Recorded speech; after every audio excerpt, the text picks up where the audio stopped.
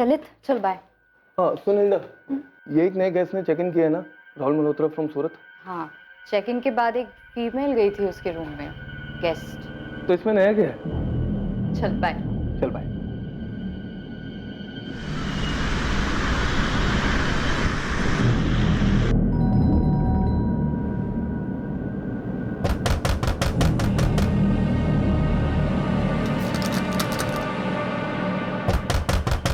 क्या हुआ सर? कोई दिखने रहा बंटी? तब से दरवाजा नॉक कर रहा हूँ, कोई दरवाजा नहीं खोल रहा।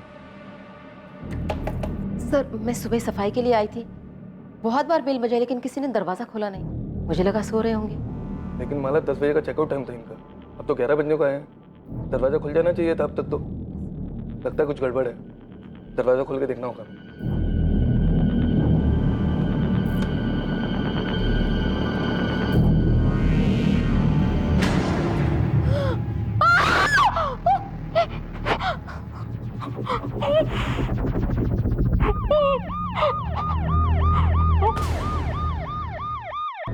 झिझक रही है, लेफ्ट राइट देख रही है। यस सर, शायद इस होटल में पहली बार आई हो।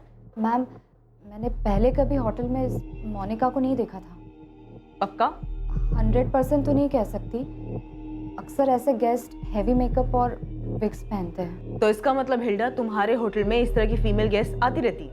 एक्चुअली मैम वो हिल्डा तुम जानती हो ना ये इलीगल है। मैम, मैं तो सिर्फ एक एम्प्लॉय हूँ, मैंने कुछ नहीं। तुम्हें कुछ करना भी नहीं है।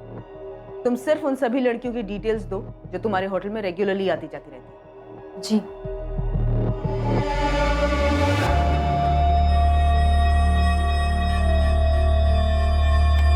सही आदमी थ्रू आउट नीचे अपने फोन की तरफ देख रहा है, सीसीटीवी अवॉइड कर रहा है।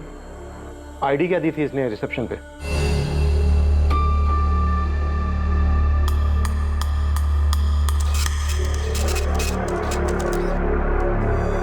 Thank you sir. ये साइन कर दीजिए आप। Sir, room number 203, second floor, lift से राइट, सेकेंड रूम है sir. Thank you. Booklet driving licence है सर, राहुल मल्होत्रा नाम है लाइसेंस पर, सूरत का एड्रेस है। सर मैंने इस लाइसेंस को वेरीफाई करने के लिए सूरत आरटीओ ऑफिस भेज दिया।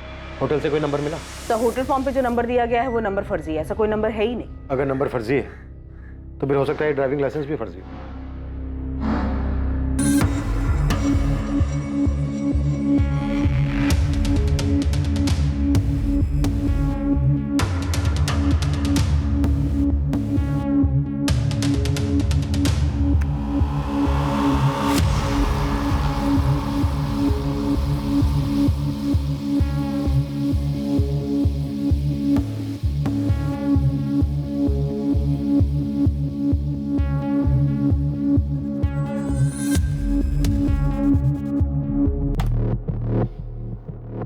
आदमी ने चेक इन किया, फिर अपने रूम में गया। उसके थोड़ी देर बाद वो होटल बार में गया, वहां वो औरत उसे मिली। उसके थोड़ी देर बाद वो वापस अपने रूम में आया और उसके 10 मिनट बाद वो औरत उसके रूम में गई। हाँ सर, और उसके बाद अगले दिन। हाँ मैम, पूरे वक्त नीचे सेल फोन की तरफ देखकर बात कर रहा था। मैडम वाकई में मैंने उसका फेस ठीक से नहीं देखा। ललित, हमने सीसीटीवी फुटेज देखा है और इसमें साफ साफ दिखाई दे रहा है कि तुम्हारे और इस राहुल मल्होत्रा के बीच में बातचीत हुई है। क्या बात हुई थी?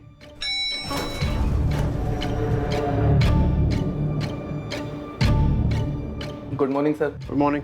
Have a nice job sir. क्या? लेफ्ट साइड अवॉइड कीजिएगा सर, थोड़ा काम चल रहा है। फिर ललित क्लीनिंग स्टाफ के साथ ऊपर रूम में गया और हमें फोन किया। ये लास्ट क्लिप थी सर। रूम में शराब और खाना ऑर्डर हुआ है तो जाहिर सी बात है किसी वेटर ने डिलीवर किया होगा। ये सब होटल स्टाफ से पता लगाती हूँ और इस रेड आर्च होटल में आने वाली बाकी लड़कियों से भी बात करती हूँ। रिसेप्शनिस्ट ने नंबर्स दिए हैं। अब देखते हैं पोस्टमार्टम रिपोर्ट क्या कहती है। दल पड़े मौत गला कटने से हुई है, रात के तकरीबन 3 और 4 के बीच। डॉक्टर, इसकी दोनों कलाइयां भी काटी गई हैं। हाँ, किसी बेहद धार वाले इंस्ट्रूमेंट के साथ, मानो कोई सर्जिकल इंस्ट्रूमेंट।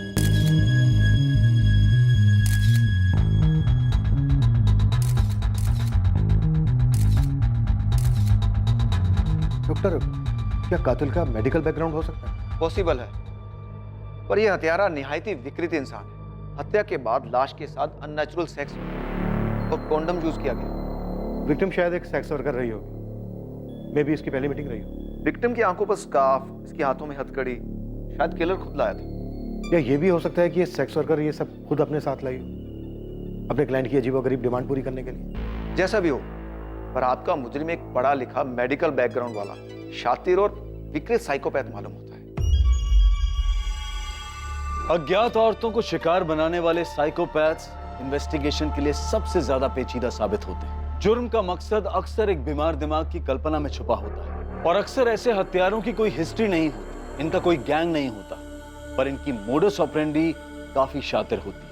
लेकिन सवाल यह था कि 26 अगस्त की रात को मुंबई के होटल रेड आर्क में हुई भयंकर हत्या क्या वाकई में एक साइको का काम था? बंटी, तूने हमें पहले क्यों नहीं बताया कि तू रूम नंबर 203 में खाना और शराब लेके गया था? मैडम, मुझसे किसी ने पूछा ही नहीं और वो मैनेजर ने भी नहीं बोला कि आपको बताने का है ऐसा कुछ करके। अब मैं पूछ रही हूँ, क्या देखा तूने रूम में? कुछ खास नहीं मैडम। एक लड़की का मर्डर हुआ है, सब खास है, बोल। 2 प्लेट बिरयानी, 1 विस्की की बोतल और 1 सोडा मंगवाया था साहब ने।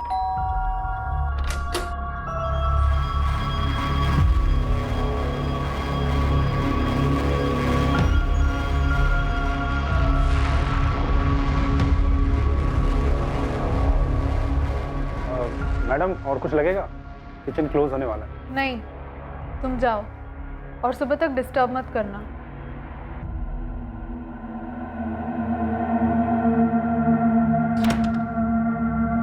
सुना तुमने?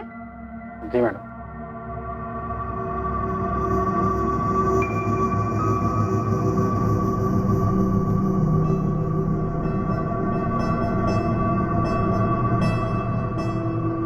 जाओ जाओ यहाँ से, और सुबह तक बेल मत बजाना। उस मैडम ने मुझे 200 रुपये टिप दिए और बोला कुछ चाहिए होगा तो बताएंगी। फिर मुझे गुड नाइट बोला, फिर मैंने भी उनको गुड नाइट बोला और वहाँ से निकल गया। तूने उस आदमी का चेहरा नहीं देखा? बिल्कुल नहीं देखा?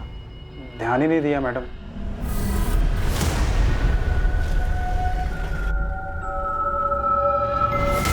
सर, फोटो में तो खाली दाढ़ी दाढ़ी दिख रही है, इसका चेहरा तो दिख ही नहीं रहा। वो तू मुझे दिखाएगा। जी। हम साइको हिस्ट्री शीटर खंगाल रहे हैं, तू पता कर शहर में कोई नया सिरफिरा आया क्या। जी सर। Scalpel, Ravi scalpel. कहाँ खोए हुए रहते हो? ओटी में हो तुम? Damn it. सॉरी डॉक्टर, हम तहकीकात कर रहे हैं। जैसे कुछ पता चलेगा मैं तुम्हें फोन कर दूंगा। ऐसे बार बार आने की जरूरत नहीं है तुम। आपने मेरे दीदी के हस्बैंड से बात की? हम काम कर रहे हैं मनसुख। क्या काम कर रहे हैं? मैं कब से आपसे बोल रहा हूँ कि उनके हस्बैंड से पूछताछ कीजिए। आप बता क्यों नहीं रहे हैं कि आपने बात की है या नहीं की? मुझे याद है इसका चेहरा। नई थी, पहले से यहाँ कभी देखा नहीं, हमारे ग्रुप की नहीं थी। तुमने ऐसे किसी आदमी को होटल में नोटिस किया था क्या, जिसने हुडी पहनी थी?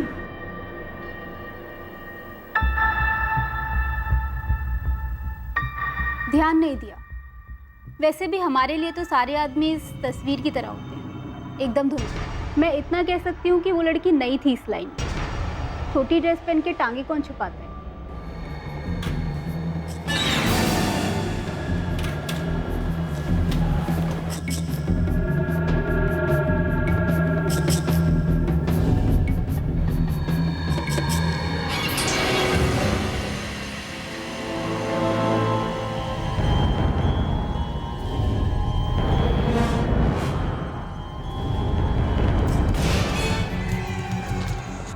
Hilda, yes ma'am.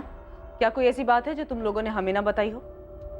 No ma'am, ऐसी कोई बात नहीं है। तो फिर ये कैसे नहीं बताया कि रात को उस राहुल और मोनिका ने अपने रूम में खाना और शराब मंगाई थी?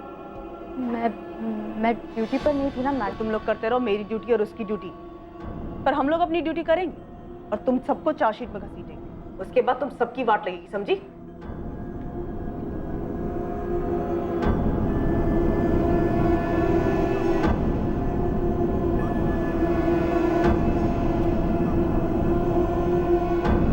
कुछ कहना चाहती हो? नहीं मैडम। हाँ हाँ मैडम, मैं कुछ कहना चाहती हूँ।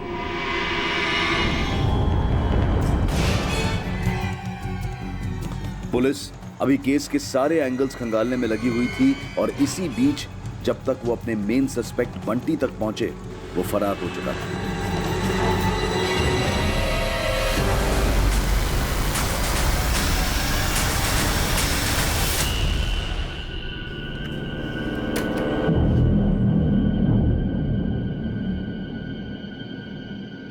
ये बंटी कहाँ गया है? मालूम नहीं मैडम, एक बैग भर के गया है कुछ 20 मिनट पहले। क्यों, क्या हुआ मैडम? सर वेटर बंटी की खोली से उसके फोन का इंस्ट्रूमेंट मिला, सिम वो लेके गया है जो कि अभी भी ऑफ है। बाकी उसके यहाँ से कुछ भी नहीं मिला सर। माला तुम बोलो। सर वो बंटी बहुत बेकार था सर, गंदा लड़का।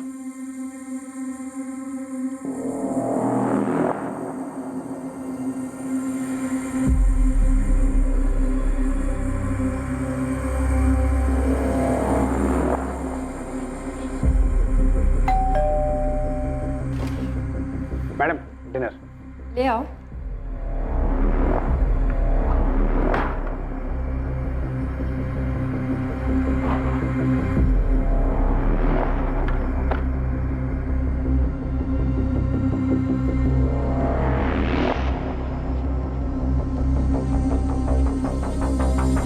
सर एक बार तो वो पकड़ा भी गया था और हमारे मैनेजर से अच्छी खासी डांट पड़ी थी उसको, लेकिन कुत्ते की दुम नहीं सुधरा वो।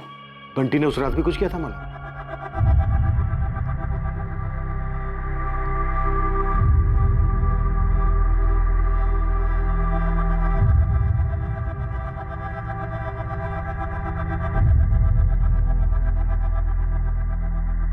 ए बंटी, तू फिर से ये बदी हरकतें कर रहा है? ए तेरी वीडियो तो नहीं उतारी ना बुड्ढी? चल निकल यहाँ से, हवा है थोड़ी। और सुन, अगर किसी से शिकायत की ना तो किसी दिन काट डालूंगा। चल निकल।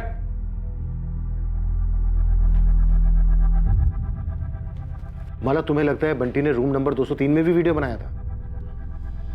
सर निकला तो वहीं से था वो। Madam dinner. सर जब मैंने बंटी से क्वेश्चन किया तो जाहिर सी बात है उसने नहीं बताया अपनी इस लत के बारे में, और शायद कल रात को जब मैं माला से बात कर रही थी होटल में तब उसने देख लिया हो और भाग निकला। और तुम कह रही हो कि होटल वालों के पास उसका सही एड्रेस तक नहीं है? यस सर, नहीं है। यहाँ वहां से पूछ के मैंने उसका एड्रेस निकलवाया, तब तक काफी देर हो गई। दोनों रिसेप्शनिस्ट, मैनेजर, सारा स्टाफ सबकी जम के क्लास लेंगे। होटल चला रहे हैं, मजाक कर रहे हैं क्या? फिर मिले हुए हैं सबके सब। रेड आर्क होटल के पूरे स्टाफ से कड़ी पूछताछ की गई, पर किसी भी स्टाफ के पास वेटर बंटी की कोई जानकारी नहीं मिल पाई। रेड आर्क होटल में वेश्यावृत्ति करने वाली सारी लड़कियों से भी पूछताछ हुई। ना कोई विक्टिम के बारे में कुछ जानता था और ना कातिल के बारे में।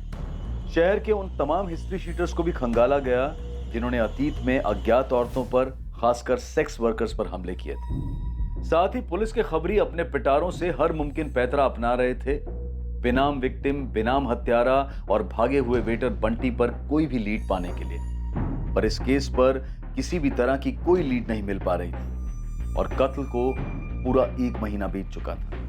और दूसरी ओर मुंबई से 300 किलोमीटर दूर सूरत में इस केस की अहम कड़ियां बिखरी पड़ी थी।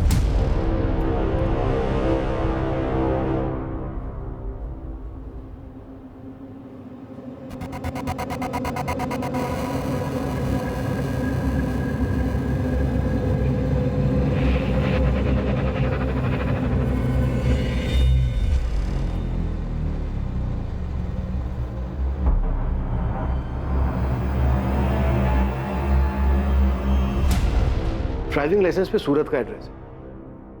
पूरे चांसेस हैं कि ये सूरत में बना होगा, तो हो सकता है ये कातिल भी सूरत का हो। यस सर, किसी एडल्ट डेटिंग साइट के जरिए या फिर किसी एस्कॉर्ट सर्विस के जरिए सेक्स वर्कर को मंगवाया हो, अपनी विकृति पूरी कर ली और वापस सूरत चला गया होगा।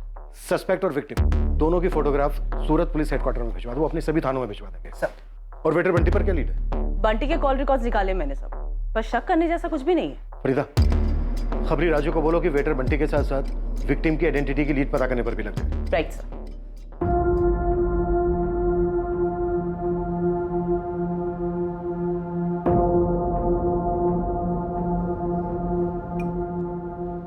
पूरा 1 महीना हो गया मनसुख, पुलिस तेरी दीदी का पता नहीं लगा पाई है। पुलिस कह रही है कि प्रफुल्ल जीजा जी से पूछताछ की।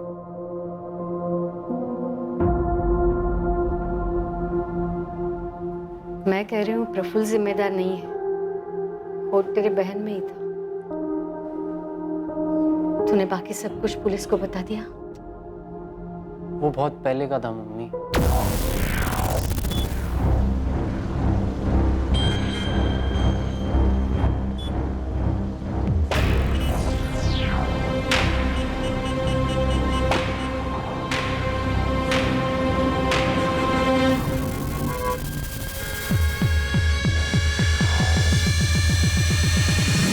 राहुल इंद्र मल्होत्रा की लाइसेंस कॉपी की डिटेल के बारे में जानना था मुझे। ये रिक्वेस्ट मैंने काफी पहले डाली थी, 4 हफ्ते हो चुके हैं। हाँ, वो 2002 के पहले का रजिस्ट्रेशन है ना, बुकलेट लाइसेंस, इसलिए ऑनलाइन नहीं मिला मैडम। हजारों फाइलों में से ढूंढकर हमने इसे निकाला है, इसलिए थोड़ा वक्त लगा। इस राहुल इंद्र मल्होत्रा ने जो एड्रेस डाला है 13/9 केसरबाग, इस एड्रेस पे हरिओम रावल रहता है, जिसके नाम पे ये लाइसेंस 17 साल पहले बना था। तब ये हरिओम 18 साल का था। आप इसकी एक कॉपी मुझे फैक्स कर दीजिए।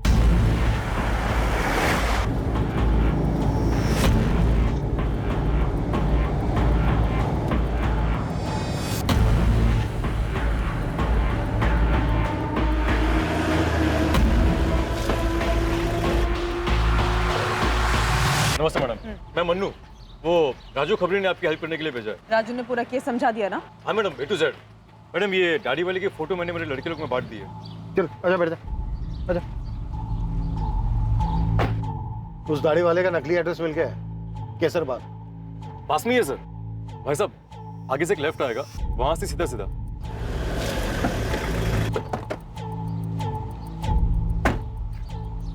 तेरा पता ना, ये रहा सर। ठीक है मन्नू, तब तक आसपास तू ये फोटो घुमा, ठीक है? ठीक है सर।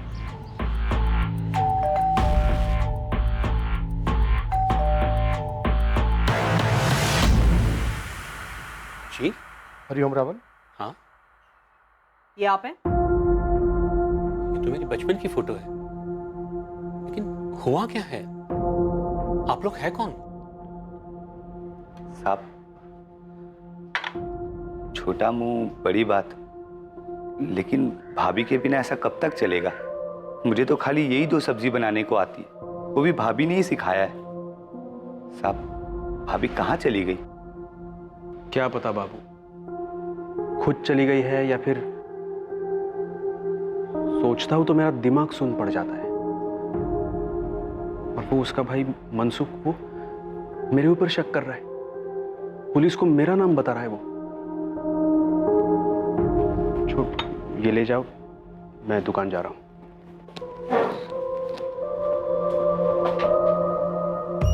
राहुल इंद्र मल्होत्रा? नहीं सर, ऐसे किसी आदमी को मैं नहीं जानता। और ये?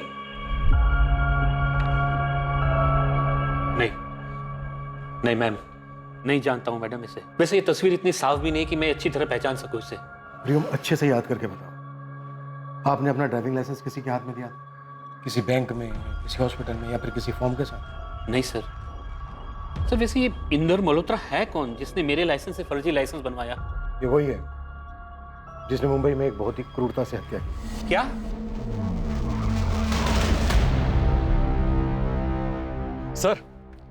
सर मैंने पूरे मोहल्ले में राउंड मार लिया और सबको CCTV वाला फोटो दिखाया, मगर किसी को पता नहीं है कि ये दाढ़ी वाला इंसान है कौन। फोटो भी तो ऐसी ही है। सर, सूरत पुलिस के न्यू मार्केट थाने से मैसेज आया है, एक औरत की मिसिंग कंप्लेंट दर्ज हुई थी। इसकी फोटो हमारी विक्टिम से मैच होती है सर। कौन है ये? कोई जिग्ना पटेल है, इसका एड्रेस भी सेंड किया। यस, यही है। कातिल की खोज में सूरत आई पुलिस को आखिरकार विक्टिम का पता मिल गया था। क्या अब कातिल का पता चलने वाला था? या कातिल वाकई में कोई साइकोपैथ था, या फिर इस केस की हकीकत कुछ और ही थी? ये जिग्ना है हमारी? दीदी, ये मुंबई में क्या कर रही हैं? पिछले 1 महीने से गायब है। मैंने यहाँ पे कंप्लेंट लिखवाई थी और वो लोग बोल रहे हैं कि तलाश जारी है। आपको मिली क्या दीदी? बताइए।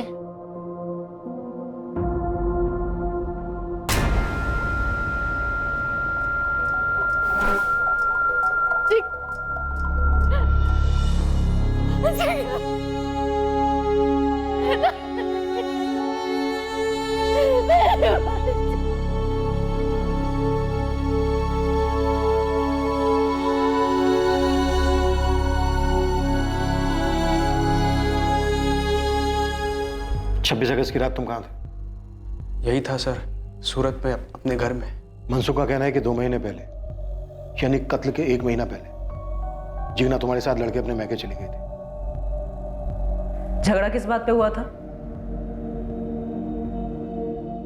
शादी के बाद पहले 2-3 महीने सब ठीक चल रहा था, लेकिन अचानक से जिगना बदल सी गई थी। क्या बात है? तुम ही बताओ जिगना, क्या बात है? इस वक्त क्या चल रहा है तुम्हारे दिमाग में? बिना सोच के बताओ तुरंत। मैं ये सोच रही थी, तुम मुझे ऐसे घूर क्यों रहे हो?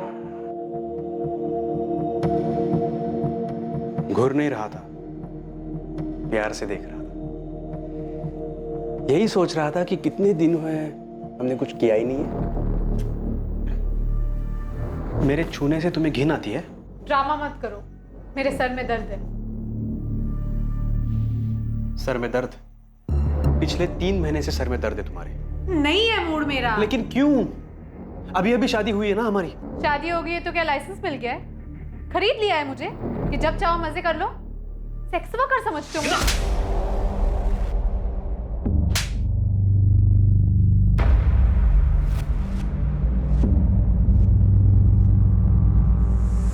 मुझे उस पर हाथ नहीं उठाना चाहिए था। मैंने उसे कई बार कॉल किया, माफी मांगी, घर लौटने को भी कहा। हम फिर एक बार बाहर मिले भी। मेरे पापा मेरी माँ पे हाथ उठाया करते थे, मैं नफरत करती थी उनसे। मैं फिर कभी हाथ नहीं उठाऊंगा, हाथ जोड़ता हूँ Jigna. I am sorry. Please घर लौट आओ। देखो, हम सब नए सिरे से शुरू करेंगे। लेकिन उससे पहले मुझे तुमसे एक जरूरी बात कहनी है। तो घर आके भी कह सकती हो ना। आज ही लौट आओ प्लीज। नहीं, मुझे थोड़ा वक्त चाहिए, और सही वक्त आने पर मैं तुम्हें वो बात भी बताऊंगी। जिगना ने तुमसे कहा कि उसे तुमसे कोई जरूरी बात कहनी है। क्या बात थी वो जो तुमसे कहना चाहती थी? वो बात कभी हुई नहीं सर। उस दिन वो हमारी आखिरी मुलाकात थी। फिर 28 अगस्त को मनसुख का मुझे कॉल आया। बोल मनसुख। नहीं, तेरी दीदी तो घर नहीं आई। बात क्या है? क्या? परसों जिगना ये कहकर गई थी कि वो मेरे घर आ रही है। जिगना का भाई मनसुख तो यही कह रहा है। ऐसे कैसे हो सकता है सर? उसने मुझे फोन तक नहीं किया। सर, जब दीदी इनसे लड़कर आई थी तो घर में काफी हंगामा हुआ था। अरे एक थप्पड़ मारा तो कौन सा पहाड़ टूट पड़ा? ये तुम कह रही हो मम्मी? पूरी जिंदगी पिटने के बाद? बकवास मत कर। वो तेरे और मेरे पापा के बीच की बात, समझी? कम से कम तेरे जैसे मुंह तो काला नहीं किया ना। मैंने कुछ गलत नहीं किया है रवि के साथ। तो क्या रवि के बारे में प्रफुल्ल को बताया? बताया या मैं बताऊं? अरे नहीं मम्मी, तुम क्यों बीच में पड़ रही हो? प्रफुल्ल जीजा जी को दीदी पे हाथ नहीं उठाना चाहिए था। दीदी ने कुछ गलत नहीं किया है। गलत किया है। शादी के पहले ही रवि के बारे में प्रफुल्ल को बताना चाहिए था, और अब तो बताना ही चाहिए जब वो लौट आया है। ये रवि कौन है?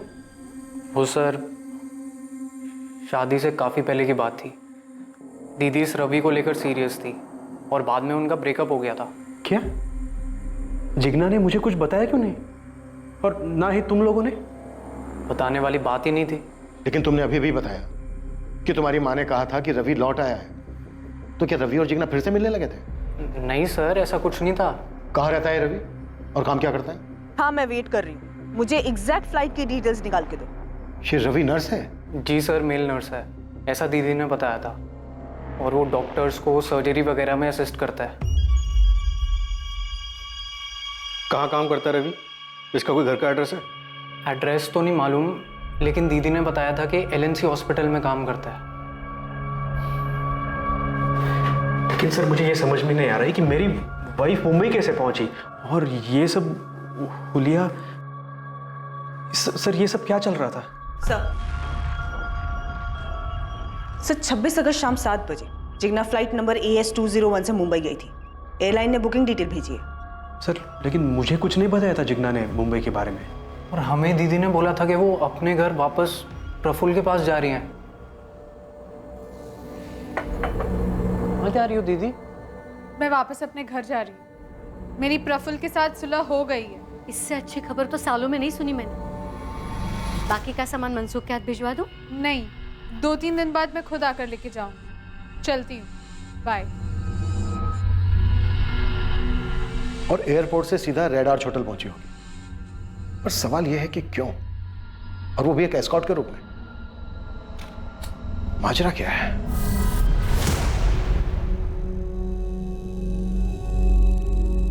केस के पत्ते अब खुलने लगे थे और छिपे कई राज बाहर आने लगे थे, लेकिन अब भी ऐसे कई सवाल थे जिनके जवाब मिलने बाकी थे।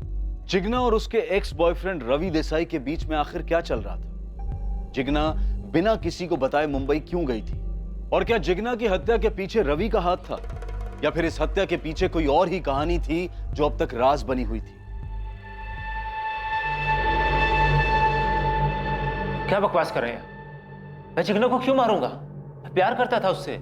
सुबह 8 बजे इसने एक सर्जरी करनी थी और सुबह 4 बजे ही हमें गैर कानूनी ठेके से। मैं अपनी शिफ्ट कैंसिल करने वाला था। इतना पीकर बिना सोए सर्जरी में जाऊंगा, इतना बड़ा बेवकूफ नहीं हूं मैं। बेवकूफ नहीं है तू, बल्कि बेहद शातिर है। पहले ये बता, जिग्ना से कैसे मिला था? जिग्ना की शादी के 1 साल पहले तुम दोनों का ब्रेकअप हो गया था। हाँ, और हम उससे भी पहले मिले थे, 4 साल पहले। यहाँ नहीं, महसाना में। महसाना में क्या था? जिग्ना अपने मम्मी की नी रिप्लेसमेंट सर्जरी कराने आई थी। वो लोग वहीं रहते थे, मैं भी वहीं रहता था।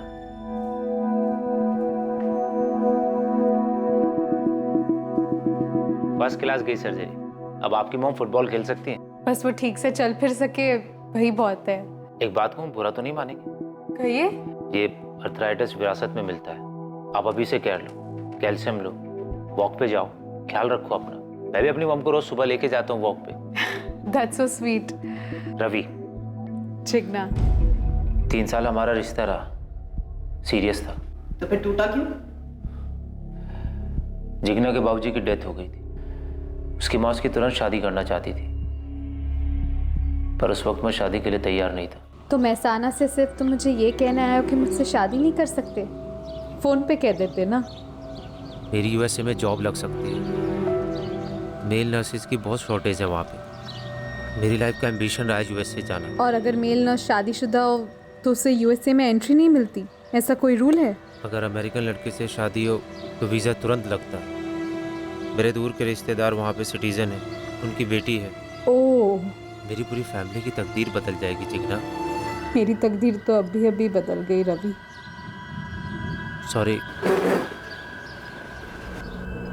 मैं 1 साल से जिग्ना के टच में नहीं था। मुझे तो ये भी नहीं पता था कि उसकी शादी वादी हो गई। 1 साल के बाद मेरी यहाँ LNC हॉस्पिटल सूरत में पोस्टिंग हुई। उसको मैंने यहीं पे देखा, अपनी माँ को दिखाने आई थी। यूएसए का क्या हुआ? कुछ बोलोगे भी?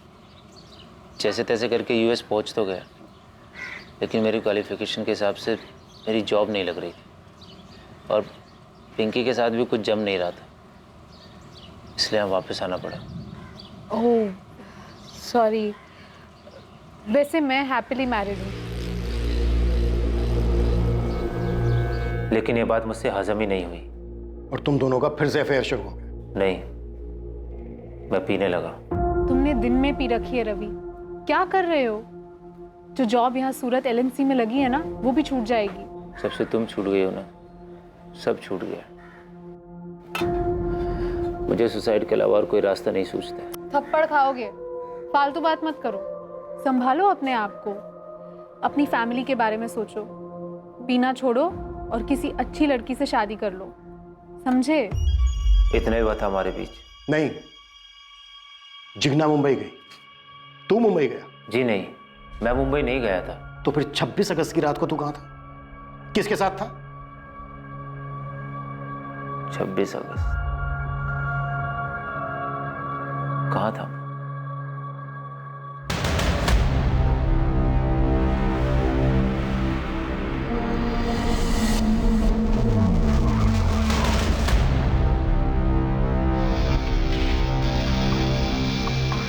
हाँ मैम, ये दोनों तो मुझे अच्छी तरह से याद हैं।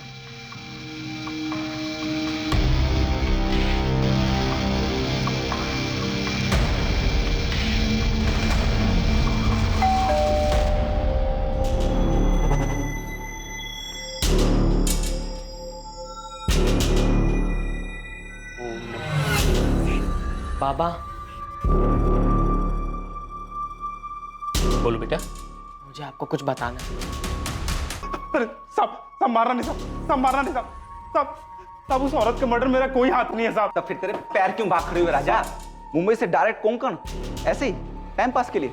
और क्या क्या करता है तू टाइम पास के लिए? याद आया कुछ? कहाँ था 26 अगस्त की रात को? सर बस मुझे इतना याद है, मैंने बहुत ज्यादा पी ली थी। इसके अलावा मुझे कुछ याद नहीं है। गलत। उस रात तूने जिग्ना को मुंबई भेजा बाय फ्लाइट, तो खुद भी गया बाय रोड। फिर मुंबई के मलाड एरिया के रेड आर्च होटल में गए तुम दोनों। उस होटल के रूम नंबर 203 में तूने जिग्ना का मर्डर किया, फिर उसकी लाश के साथ रेप किया।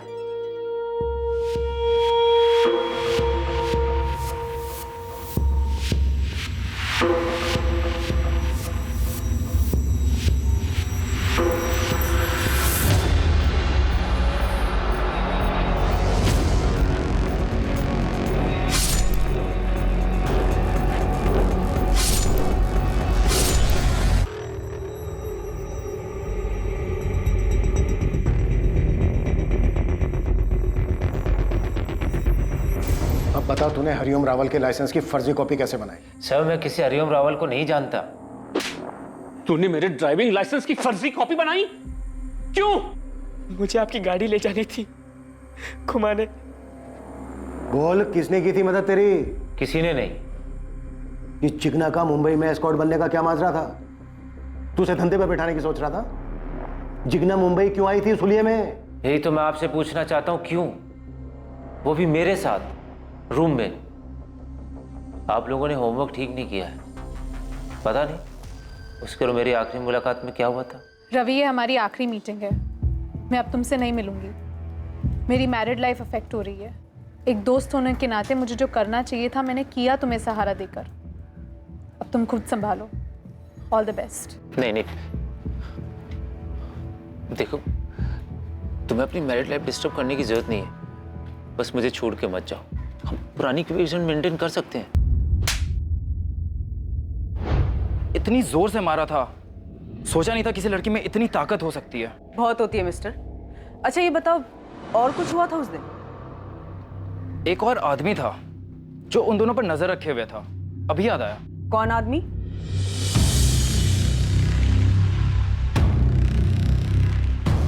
यही था। हेलो हेलो मैडम, मुझे आपको कुछ बताना है। दरअसल मेरा लाइसेंस मिसयूज हुआ है। मेरे अपने बेटे ने मेरी लाइसेंस की कॉपी बनाई थी फर्जी, जाली लाइसेंस बनाने के लिए। कहाँ से बनवाई थी? उसकी स्कूल के पास कोई दुकान है, प्रफुल्ल स्टेशनरी। सब मारो नहीं साहब, मैं सब सच बताता हूँ साहब। सब बता, क्या हुआ तो उस रात को? ये क्या कह रहे हो सर? से वो साहब, इस बंटी ने कत्ल की रात 203 का वीडियो बनाया था, मेरे हाथ में इस वक्त। ठीक है, वो वीडियो तुरंत भेजो मुझे, क्विक। इस बंटी ने कत्ल की रात 203 का वीडियो बनाया था, मेरे हाथ में इस वक्त।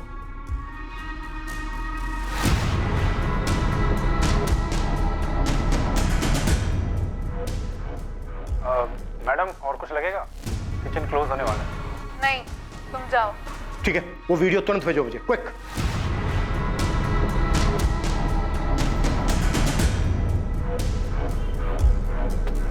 मैडम स्कैल्पेल तो ये भी बेचता है। प्रफुल्ल पटेल, तुम बच्चों की किताबें बेचने के अलावा फोटोकॉपी भी करते हो। बायोलॉजी बॉक्स भी बेचते हो जिसमें स्कैल्पेल भी होता है। बाबू सच बोल, तेरी मालकिन का भयंकर तरीके से मर्डर हुआ है। ये देख।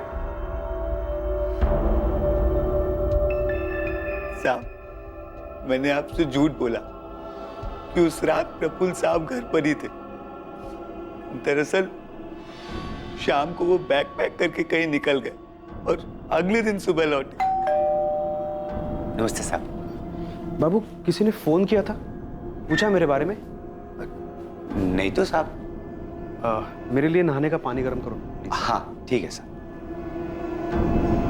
नहीं, तुम जाओ और सुबह तक डिस्टर्ब मत करना।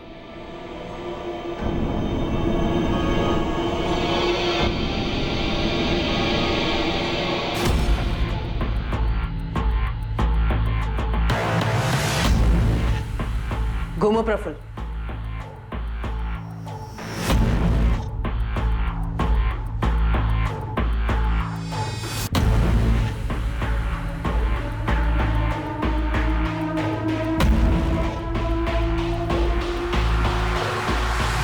प्रफुल्ल पटेल, सारे सीसीटीवी कैमरास को पीठ दिखा के तूने हमें धोखा दिया।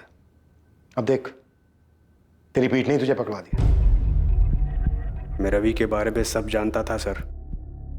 मैं एक अरसे से पीछा कर रहा था जिग्ना का। प्रफुल्ल, मैं मानती हूँ मेरी गलती है, मुझे तुम्हें पहले ही बता देना चाहिए था, लेकिन मैं उसे पूरी तरीके से भुला चुकी हूँ। वो मेरे लिए एक याद तक नहीं बना। देखो, मैं अब तुमसे और सिर्फ तुमसे प्यार करती हूँ। और सेक्स सिर्फ उससे करती हो? नहीं। जब रिश्ता था तुम्हारा, सेक्स होता था ना? सीरियस रिलेशन था, और हाँ, सेक्स भी होता था। जिग्ना, तुम पहली औरत हो मेरी लाइफ में। मेरे लिए सब कुछ तुम ही थी। अब भी हूँ प्रफुल्ल। तुमने जो देखा वो कुछ भी नहीं था। अब कैसे समझाऊं तुम्हें? रवि अचानक से मेरी लाइफ में वापस लौट आया, लेकिन हमारे बीच में ऐसा कुछ भी नहीं है। झूठ बोल रही हो तुम जिग्ना। उसके बाद मैंने उसे फोन पे बहुत पटाया, माफी मांगी, तब जाके वो मुझसे मिलने आई। प्रफुल्ल, मैं चाहती हूँ हम दोनों सब कुछ भुलाकर एक नए सिरे से शुरू करें, और तुम मुझ पर कभी हाथ नहीं उठाओगे, और रवि को लेकर कोई सवाल जवाब नहीं करोगे। नहीं करूंगा, प्रॉमिस। जिग्ना, मैं भी नए सिरे से हमारा रिश्ता शुरू करना चाहता हूं, लेकिन मेरी एक छोटी सी विश है जो तुम्हें पूरी करनी होगी। क्या? देखो, मुझे लगता है कि हम दोनों के बीच में, खासकर बेडरूम में, काफी टेंशन सा रहा है। आज के बाद ऐसा कभी नहीं होगा, आई प्रॉमिस। जिग्ना, मुझे मेरी एक सीक्रेट फैंटेसी पूरी करनी है। कोई सुनेगा तो गलत लगेगा, लेकिन ऐसी कौन सी फैंटेसी है?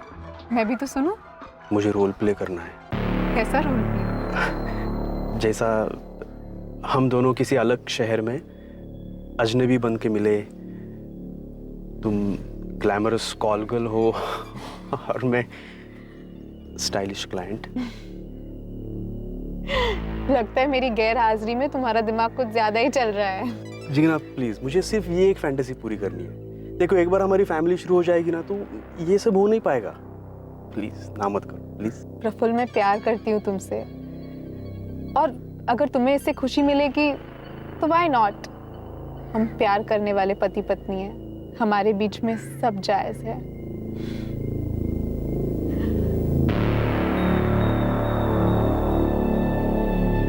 हमने तय किया था कि हम किसी को नहीं बताएंगे कि हम मुंबई जा रहे हैं। प्लान के हिसाब से जिग्ना फ्लाइट से मुंबई पहुंच गई। मैंने उसे होटल का नाम बता रखा था, और मैंने हरिओम रावल की ड्राइविंग लाइसेंस की फर्जी कॉपी बना रखी थी। जिग्ना फ्लाइट से पहले पहुंच गई, और मैं बाय रोड राहुल मल्होत्रा बनकर पहुंचा। राहुल मल्होत्रा ने होटल रेड आर्च में अपनी आईडी दिखाकर रूम नंबर 203 बुक किया, और होटल के बार में राहुल टॉप की कॉल गर्ल मोनिका से मिला। डील हुई पूरी रात की। रूम में भी बड़ी चालाकी से राहुल ने अपना चेहरा छुपाया।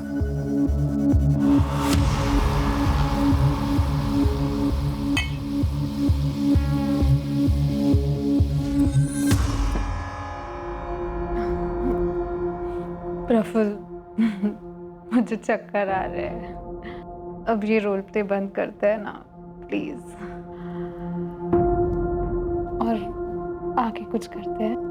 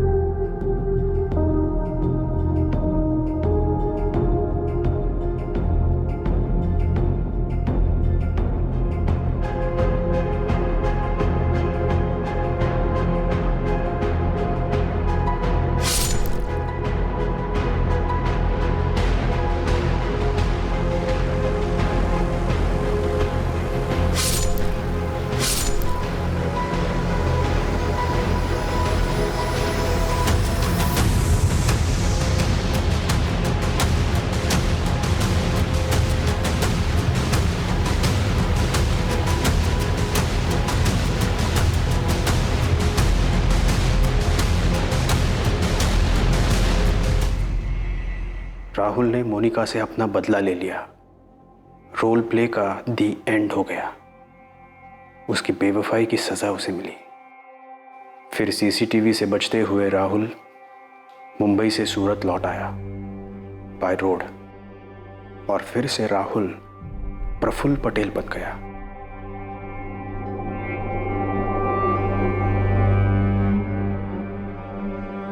प्रफुल्ल, तुझे अभी भी यकीन नहीं है कि शादी के बाद जिग्ना का राहुल के साथ कोई गलत संबंध नहीं था? नहीं। प्रफुल्ल पर अपनी पत्नी जिग्ना के साथ बलात्कार करने और कत्ल के चार्ज लगे हैं और मुकदमा बहुत जल्द शुरू होने की उम्मीद है। जिग्ना के भाई और मां को इस बात को स्वीकार करने में समय लगेगा कि जिग्ना अब इस दुनिया में नहीं रही। और दूसरी तरफ रवि अपनी जिंदगी को यादों के शिकंजे से छुड़ाकर पटरी पर लाने की कोशिश में है। साथ ही वो अपनी शराब की लत को छुड़वाने का इलाज करवा रहा है। पर शक की लत का कोई इलाज नहीं। इससे बचने का शायद सबसे अच्छा तरीका यही है कि इस भयंकर रोग को अपने दिमाग में घर बनाने ही ना दिया जाए। लेकिन कहना जितना आसान है, करना उतना ही मुश्किल है। कोई भी इंसान इस शक करने की बीमारी का शिकार हो सकता है और अपने अपने तरीके से उससे निपटता भी है, पर निपटने का कोई एक फॉर्मूला नहीं है। लेकिन इतना जरूर है कि जब शक का मारा कोई इंसान एक क्रिमिनल कदम उठाने की सोचता है तो एक बार उसे उस आवेश भरी अवस्था से बाहर निकलकर ठंडे दिमाग से सोचना चाहिए। सोचना चाहिए कि इस भयंकर कदम का अंजाम कितना भयंकर होगा, क्योंकि किसी भी सूरत में आप कानून के साथ आंख में चोली नहीं खेल सकते। अब मैं अनूप सोनी आपसे विदा लेता हूं। फिर मुलाकात होगी एक और नए केस के साथ। देखते रहें क्राइम पेट्रोल सतर्क, सोमवार से शुक्रवार रात 11 बजे। और याद रखें, क्राइम और आपके बीच में सिर्फ इतना फर्क है कि आप कितने सतर्क हैं। सतर्क रहें, सुरक्षित रहें।